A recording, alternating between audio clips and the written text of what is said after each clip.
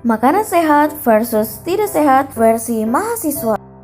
Kalian tahu kan, mahasiswa itu pasti sering banget jajanan yang gak sehat.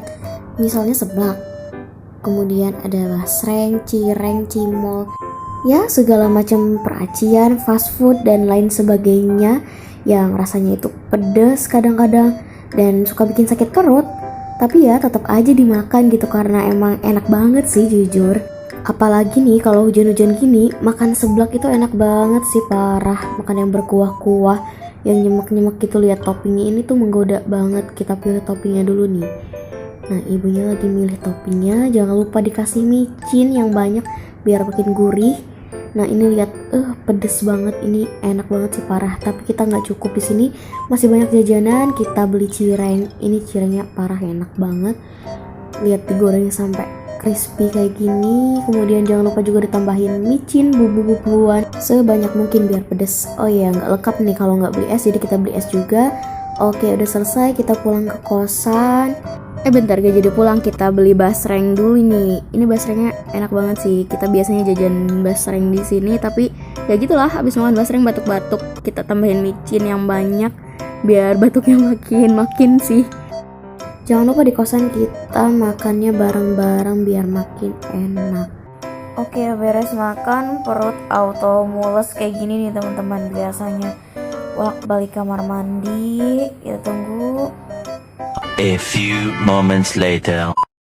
Oke, udah sukses keluar lagi, ternyata masih sakit perut juga.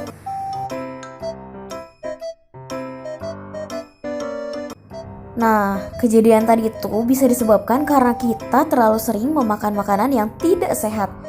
Oleh karena itu, biasakanlah untuk selalu memakan makanan yang sehat meskipun kalian anak kos.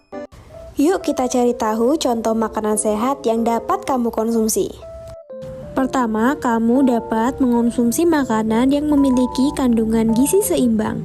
Dalam piringmu, kamu dapat memenuhi kebutuhan karbohidrat dengan nasi, memenuhi kebutuhan vitamin dengan sayur, memenuhi kebutuhan protein dan lemak dari lauk pauk yang kamu makan. Selanjutnya, kamu dapat mengkonsumsi buah-buahan untuk memenuhi kebutuhan vitamin dalam tubuhmu. Penting juga loh untuk kamu mengkonsumsi kacang-kacangan sebagai sumber protein. Dan jangan lupa untuk memenuhi kebutuhan mineralmu dengan mengkonsumsi minimal 8 gelas air putih dalam sehari. Nah, itu dia beberapa makanan sehat yang bisa kita konsumsi. Nah, selanjutnya mari membuat makanan sehat ala anak kos bersama kita. Dan sekarang kita bakal beli bahan untuk membuat makanan sehat. Ikuti kegiatan kita hari ini ya. Berangkat. Perjalanan membawamu. Salah. Oke teman-teman, ini adalah perjalanan kita untuk membeli bahan-bahan untuk membuat bubur kacang hijau atau makanan sehat. Ini kita jalan di pinggir jalan, iyalah masih di tengah jalan. Ini kita ke salah satu supermarket yang ada di Sumedang. Kita ambil pertama ada santan, lalu tepung maizena, kemudian ada kacang hijau. Ini kita ambil yang sekitar 250 gram. Lalu ada gula merah, jahe, dan untuk bahan-bahan yang lainnya kita nyusul ya karena nggak ada di sini. Oke lanjut, ini kita dorong. Nah jangan lupa kita bayar ya teman-teman. Oh ya teman-teman, jangan lupa kita minta daun pandan dulu nih ke tetangga. Bentar, emang anak kos punya tetangga ya? Punya sih kayaknya. Dan kebetulan ibunya ini baik banget nih, ngasih kita daun pandan dan boleh ngambil sepuasnya. Makasih banyak ibu, sehat-sehat. Nah, tapi kita ambil secukupnya aja ya. Ya sekitar 3 lembar lah. Oke, setelah ambil pandan, kita siapin alat dan bahannya. Nah, yang pertama itu ada santan, jahe, daun pandan, kemudian ada susu kental manis, tepung maizena, air, kemudian tentunya bahan utamanya ada kacang hijau, kemudian gula putih, gula merah, dan garam. Oke, tahap pertama kita cuci dulu kacang hijaunya. Jangan lupa pakai air yang bersih. Kita obok-obok, kucek-kecek sampai kotorannya hilang, terhempas, bersih, menjauh. Oke, kalau sudah bersih kita buang airnya. Kita tiriskan. Nah, selanjutnya kita panaskan atau didihkan air secukupnya. Nah, kita pakai panci listrik nih teman-teman. Kalau nggak punya bisa pakai rice cooker. Nah, kemudian sambil menunggu airnya panas kita kupas jahe secukupnya juga. Kita kupas-kupas sampai kulitnya bersih.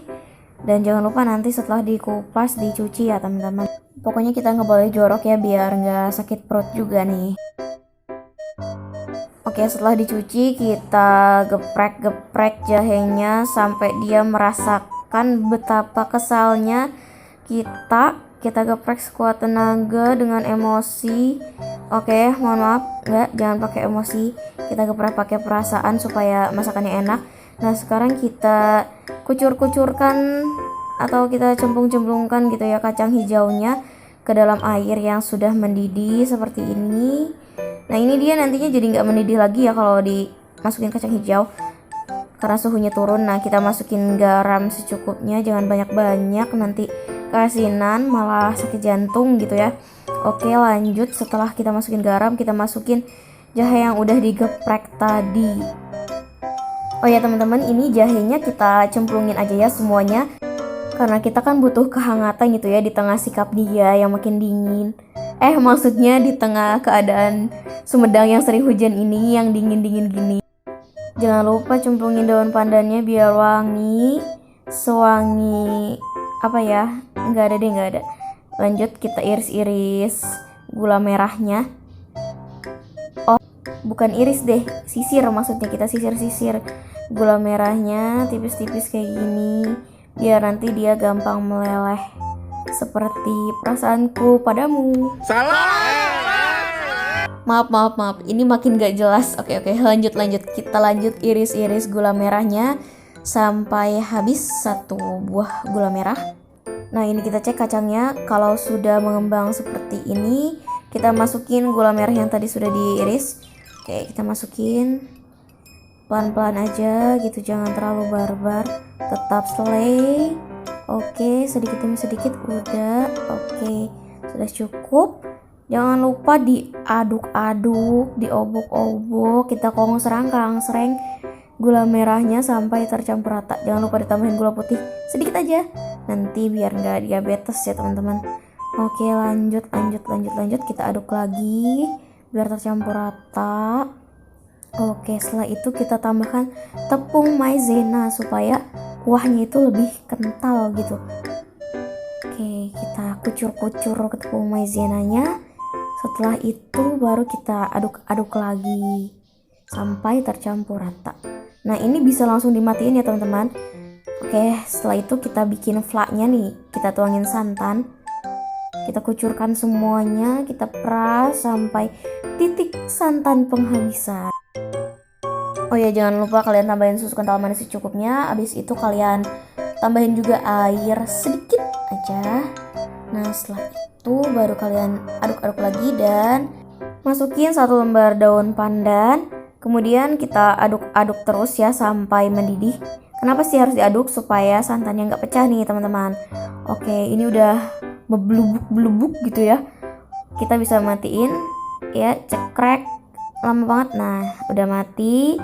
Lalu bisa kita plating kayak gini ya teman-teman. Ini maaf motifnya agak alay gitu ya, love begitu. Tapi gak apa-apa. Ini yang putih-putih itu santannya teman-teman atau flaknya. Oke, setelah itu jangan lupa kita berbagi juga, kita kasih ke ibu kos. Oke, kita jalan. Ini agak muter emang kosannya ini agak seperti labirin ya. Nah, ini udah ada ibu kosnya. Selamat makan ibu.